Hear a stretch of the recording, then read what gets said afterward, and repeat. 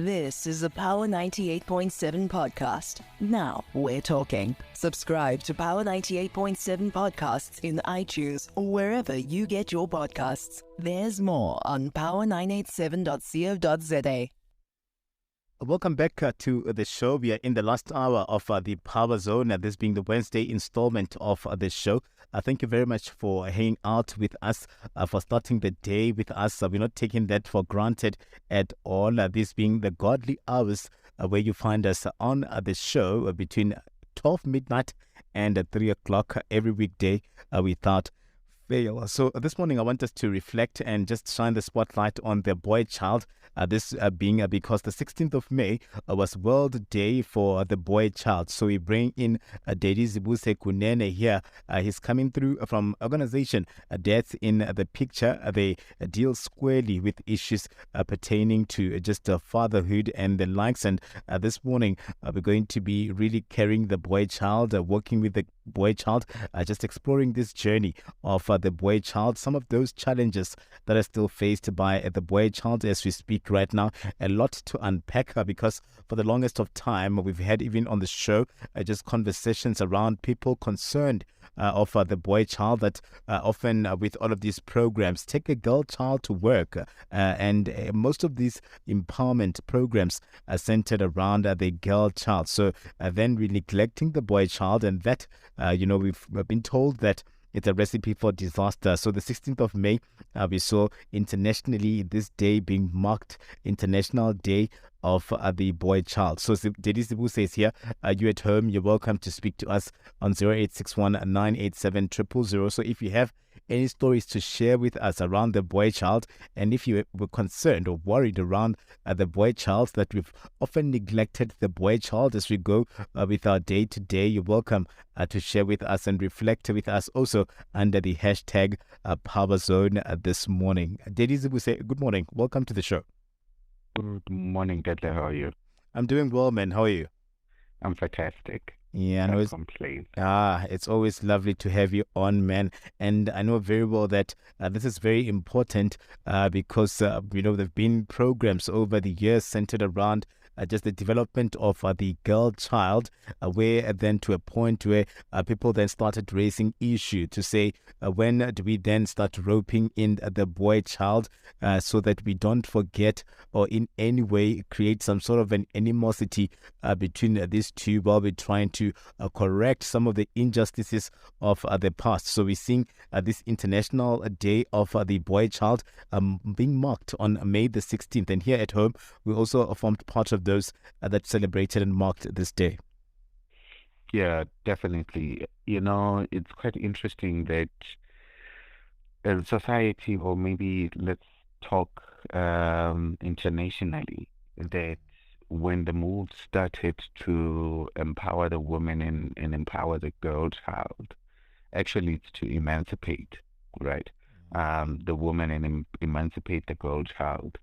We forgot to take along the male or the boy child. Let's speak specifically to the boy child, because we thought we needed to advance this one so hard that we could afford to neglect and ignore the boy child. And unfortunately, by doing so, I want you to imagine you are a father, you have a boy and a girl at home, and they are twins. And when this thing starts, all the efforts, think about this, in your home, all the efforts are geared towards now focusing on the girl child. And you are saying, hey, girl, hey, my daughter, I'm going to empower you. I'm going to emancipate you. I'm going to give you all these resources. I'm going to make you this super strong person who's able to stand for herself. And as she gets to grow, you are ignoring the boy child. You're not doing anything for the boy child. And he's standing there thinking, okay, what about me? Yeah. What is happening to me? Why can't I get those opportunities? And then he grows very resentful, and you are thinking you are correcting the injustices of the past, because even girl children were considered subhuman in most families and in most cultures. So what you're doing now, you're recognizing who she is. You're recognizing her for being a person, for being a person who can contribute positively to society and life in general. But now you are basically reversing the same injustices, but you are not necessarily saying to the boy, hey, look, this has been the history. Girls were never given the opportunities to grow. So here's your sister. As we empower her, we are also going to teach you and empower you and emancipate you into understanding that this is how women and girls should be treated. They are people. You need to learn to recognize her worth as a human being. But we didn't do that. Instead, we just kept on piling and piling all the initiatives on the girl child. And what were the results? We have now boys who grow up to be men who are angry, who are bitter, who are neglected, who become street children, who become gang members because then gangs can manipulate for their advantage. And this is what we then started seeing, and we continue seeing it because we have neglected the boy child. So this initiative is one that is very much commendable in that it's starting to recognize the neglect that boys have gone through, but also in saying if we work with the boy child to empower him and emancipate him, we will not need to say girls need to be protected. Women need to be protected. We won't need to be fighting against gender-based violence, but we will need to be fighting for recognition of human dignity, of human rights, of human safety, and recognizing the rights that are enshrined in the Bill of Rights, specifically here in South Africa. Let's then talk about where it all started. I mean, often we hear people blaming where we find ourselves on colonialism, saying that that was just the enemy of progress. That was the enemy in terms of where we find ourselves, where things went wrong.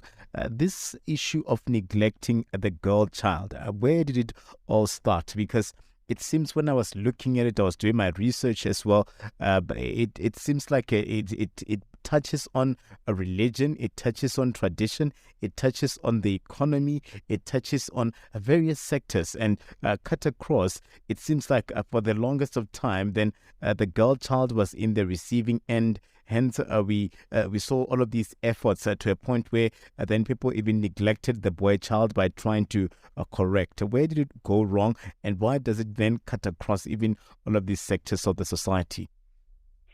Yeah, you're raising some very key and very important highlights there, especially when you talk about things like religion, things like colonialism. And when we look at colonialism, and specifically if we look at also things like apartheid, whenever the conversation is had, especially by us Black people, is that we tend to look at it from our lens, that when colonialism came in our spaces, it then removed specifically the father from the picture. And when it removed the father from the picture, it brought about the patriarchal nature and the toxicity of patriarchy, because patriarchy in and of itself is not a bad thing, but it brought about a toxic aspect of patriarchy. And we always look at it from that point, but we never really think about what did it actually do to the colonizers? What were the family dynamics with them so that they too were faced so many atrocities within the family? I'm blessed to engage with different sectors of society, with different people from different cultures, and you get to learn how, I mean, from Indians to Jews to to our white Afrikaners, it, like there was so much neglect of the girl child, right? And if we only look at it from our perspective as Black people, we will never get to learn about that. We will never get to receive that and understand that the damage was caused on every side. And when we then try to fix it, we do what has always been done, where one aspect is focused on and not the other. So here's what I'm saying. Yeah. If we look at, let's take it on a religious level, and most people would then use the Bible that we are all familiar with, or most of us are familiar with.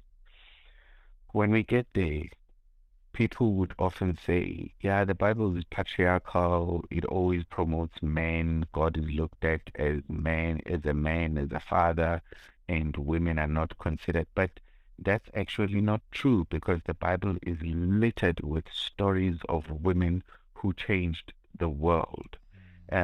Stories of women who, if they were not there, disaster would have happened, you know? And I cannot even tell you why the toxic patriarchy creators or initiators got that idea that girls should not be considered as people. Women should just be barefoot, pregnant, and in the kitchen because that's what they're good for. I wouldn't even tell you why they decided on that, because there is no fact that women cannot contribute. And we have seen how women and how when girls are empowered, the world becomes a better place. So it's all of these misconceptions that we tend to suckle and grab from the air and then we run with. But to acknowledge, especially from us as Black people, is that yes, we have faced atrocities, and we have faced things like apartheid, which has then messed up our psyche as a people. It has made us think that we need to beg for our place in society, simply as a people. And then you can imagine that in a world where women are seen as lesser of human beings than men, then it did even far worse for women. And so in correcting that, we can't keep lifting one side. Think about when we go to the gym and you always work on the left-hand side, but in doing your weights, but you never do the right-hand side. Your body is going to be disfigured. And as a people, we are the body. So whenever we do the empowerment, the emancipation programs, we need to be doing for both. I see. So where do we start to correct here? Because then I guess us just addressing or redressing the past imbalances, but then we find ourselves alienating the boy child. Where do we then start involving the boy child? How do we then become intentional about not leaving them behind as we try to redress? The theory is simple. The application, it will tend to be complex because here's the theory. Maybe let me start there. The theory is this. Whenever there's an initiative for a girl child, the boy child also needs to be there so that he can see and understand what is going on and why this is being done. And while we're doing that, we acknowledge him and his presence and his value in society as a contributor to the greater scheme of things.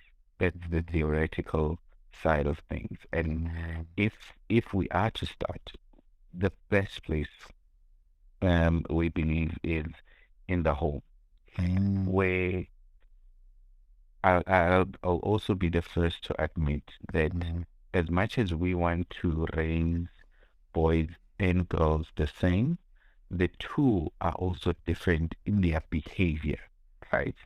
So we need to be empowering in the home, both the boys and the girls, teaching them the same skills and allowing them to lead us as the adults. Because if I were to take my child and teach them certain skills, but not teach, if I were to teach the girl but not teach the boy, then I'm disadvantaging the boy from surviving in the world at a later stage. Similarly, if I teach the girl child if the boy child certain skills and not teach the girl child, then I'm also disadvantaging them. Now, what we need to do is raise children perfectly, and that's different to raising perfect children. So raising children perfectly means that if if in the home, those same twins that I mentioned earlier, if in the home there are dishes to be washed, the one must wash, the other one must rinse or dry, and also they should learn to exchange. If the one is cleaning today, the other one is cleaning tomorrow, so that they get to learn that these are tasks that can be performed by anyone and that they are not gender specific. And we need to remove the idea of raising children for someone else, raising children for marriage. I need to raise my son so that he can be a good husband. No, let's just raise our boys to be upstanding citizens. Let's raise our daughters to be upstanding citizens. So once we start in the home, and then we move to our schools, where also there is no gender disparity, where the unspecific tasks or lessons that are taught only for girls, only to girls, or only to boys. And we expose all of them equally and allow them to lead us in choosing where they then want to go, right? Because when we then do that, we say, here is what you can be exposed to. Here are the things that you can do. It is up to you. You can make the choice as a child, in terms of what you have an interest in, and then take it from there. Yeah. Are we closing that gap? Are we anywhere, nearing just winning this? Because, I mean, for the longest of time, we've seen people complain that it's been about the girl child. But at least, I mean, this is the first time that I'm even hearing of May the 16th being International Day of the Boy Child.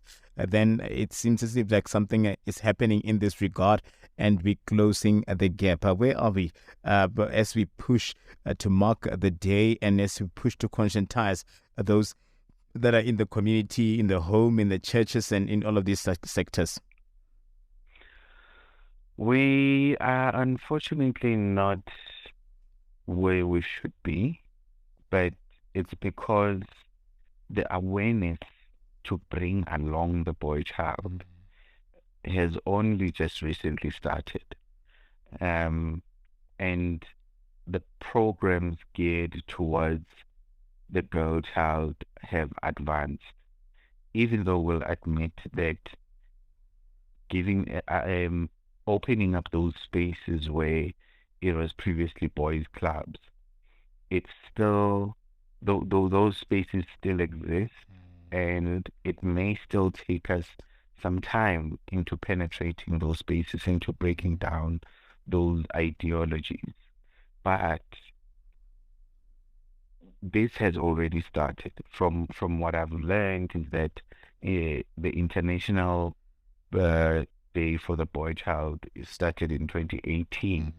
So this is basically only 5 years now. And 5 years is nothing, because most people I doubt that they are even aware. Soon we'll be going into August, where we are celebrating a Women's Day. And International Men's Day is thrown right far down the line in the year, especially us in South Africa. It's closer to the 16 days of activism. And that is going to be overshadowed by that campaign.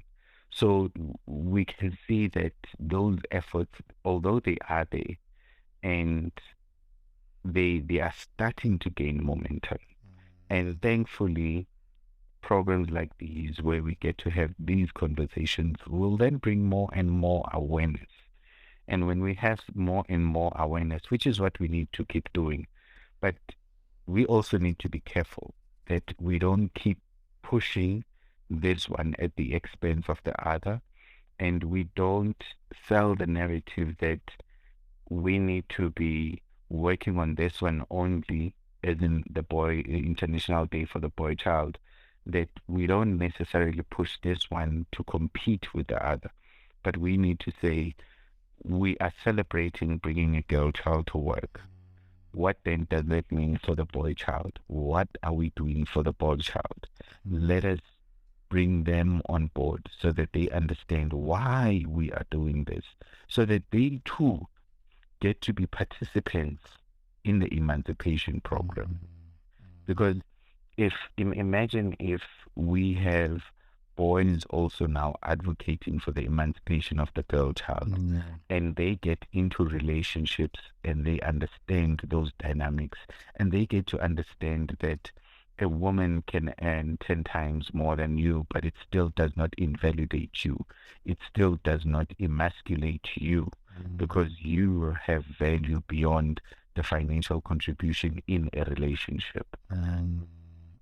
I wanted to then find out from you as we wrap it up, then, Daddy, in terms of the policies like affirmative action and the likes.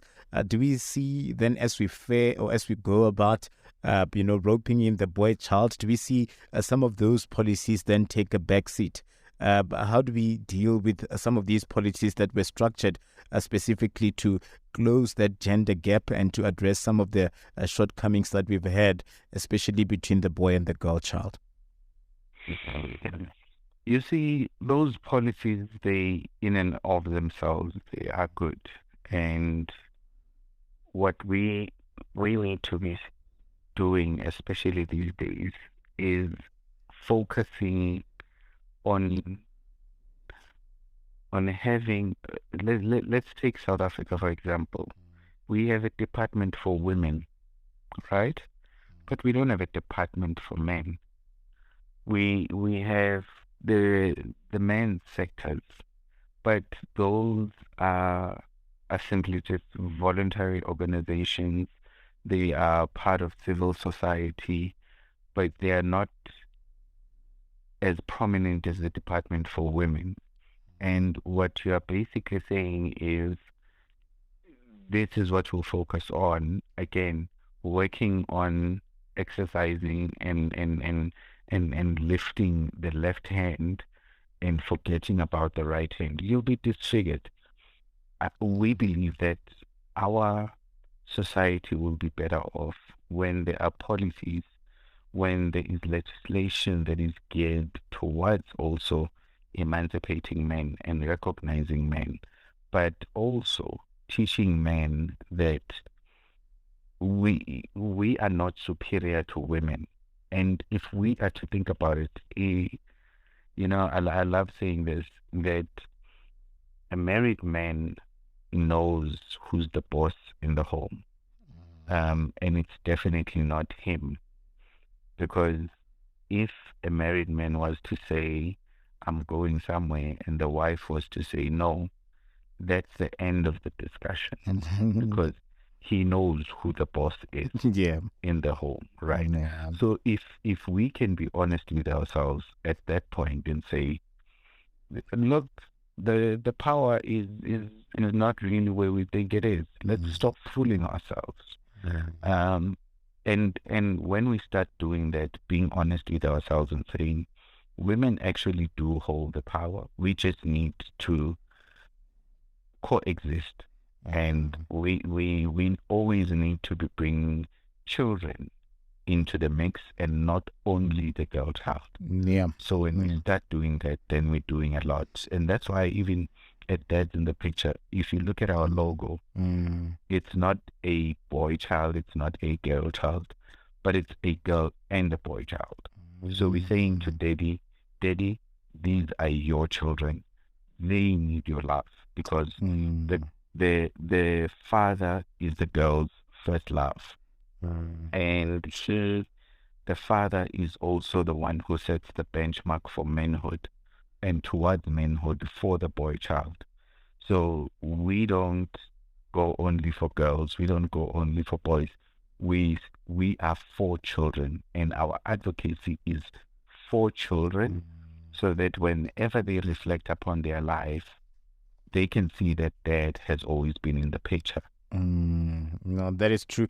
And I want us to leave it here for this morning. Continue doing the great work that you're doing, man. And hopefully we'll just basically reverse. We'll be on the same page with each other as girls and boys. And we'll try by all means to shape a future where everyone is just equal here. And those boys become the protectors of the female, because all of this femicide and gender-based violence, they're just mostly triggers. And you find that there's a deeper rooted, issue that started from when one was young and they were neglected and the likes. But I thank you very much, Daddy, for coming through. Thank you, Daddy, for all the work that you do and for giving people like us this platform so that we can raise this awareness, because alone we cannot do it. We need each other. Of course, man. Yeah, really appreciate it. That is Zibuse Kunene, chairman of Dads in the Picture. We're talking about this role of not leaving the boy behind. The World Day of the Boy Child. This marked on the 16th of May. This being termed as the World Day for the Boy Child. It was just letting us in on the importance and the challenges that then comes with us neglecting the boy child, and just those challenges that are still faced by the boy child as we speak right now, saying that we need to be intentional as we are about roping in the girl child to ensure that we rope in the boy child. You've been listening to a Power 98.7 podcast. For more podcasts, visit power987.co.za or subscribe wherever you get your podcasts. God.